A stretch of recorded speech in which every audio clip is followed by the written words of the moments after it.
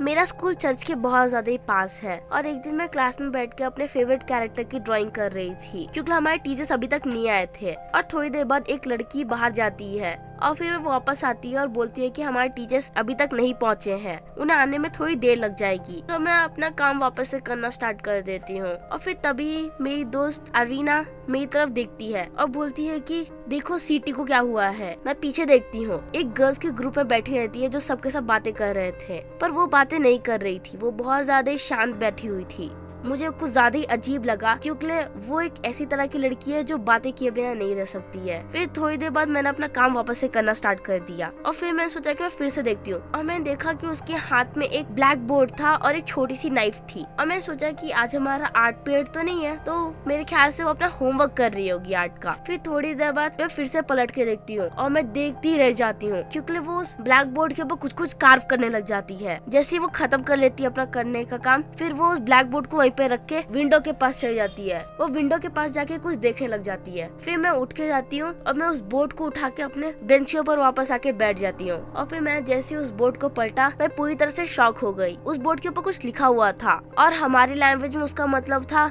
हम उन्हें परेशान नहीं करते हैं, वो हमें करते हैं। फिर मुझे कुछ ज्यादा ही अजीब लगने लग गया। मैंने सोचा कि मैं जाके इस बोर्ड को वापस उसकी जगह पे रख देती हूँ, पर मैं जैसे ही उठी मैंने देखा कि सीटी अपनी जगह पे बैठी हुई थी। तो मैं वापस आके अपने बेंच के ऊपर बैठ गई और मैंने उस ब्लैक बोर्ड को अपने डेस्क के अंदर रख दिया। और थोड़ी देर बाद पता नहीं मुझे क्या होता है, मैं सोचती हूँ कि पता नहीं क्या हुआ इसे, मुझे जानना है। और मैं उठ जाती हूँ और मैं उसके पास जाती हूँ, बोलती हूँ, हे सीटी कैसी हो तुम? वो कुछ नहीं बोलती है, बस मेरी तरफ देखती रहती है। और फिर मेरी दोस्त अरवीना वो जीसस का प्रेयर बोलने लग जाती है और वो जैसे ही बोल के खत्म होती है, वो सीटी की तरफ देख के कुछ बोलने वाली होती है, उसकी तरफ देखती है और पूरी तरह से डर जाती है। और मुझे पता था ऐसा क्यों, क्योंकि सीटी वही चीजें बोलने लग जाती है जो उसने बोर्ड के ऊपर लिखा हुआ था। और फिर हम सब डर जाते हैं और वो बहुत ज्यादा जोर जोर से बोलने लग जाती है और वो इतना जोर से बोलती है कि पूरी की पूरी क्लास को सुनाई देता है। सबके सब खड़े हो जाते हैं अपने बेंच के ऊपर और देखने लग जाते हैं कि सीटी क्या कर रही है। और वो बोलते बोलते बेंच को भी मारने लग जाती है और थोड़ी देर बाद वो रुक जाती है और अपने बेंच के ऊपर गिर जाती है और मैं बहुत ज्यादा डर जाती हूँ। और मैं जैसे अपने प्लेस के ऊपर जाती हूँ, मैं देखती हूँ कि वो ब्लैक बोर्ड वहाँ पे नहीं था। मैंने अपने पूरे के पूरे क्लास में चेक किया, यहाँ तक डस्टबिन में मुझे वहाँ पे भी नहीं मिला। और फिर कल जब मैं स्कूल को आती हूँ, मैं देखती हूँ कि सीटी आ गई होती है। मैं सीटी के पास जाके पूछती हूँ कि सीटी तुम्हें याद है तुम कल क्या कर रही थी? तो बोलती है, हाँ मैं कल पूरा दिन भर सो रही थी। और मैं डर जाती हूँ। मैं बोलती हूँ, क्या तुम सच बोल रही हो? तो बोली, हाँ मैं कल पूरा दिन भर सो ही रही थी। और फिर वो बोलती है कि जब मैं सो रही थी ना, तब मैं एक चर्च में थी और उस चर्च में एक विंडो था जिसके ऊपर एक बहुत ज्यादा सुंदर सी नन बनी हुई थी और मैं सोच रही थी कि ये नन है कौन।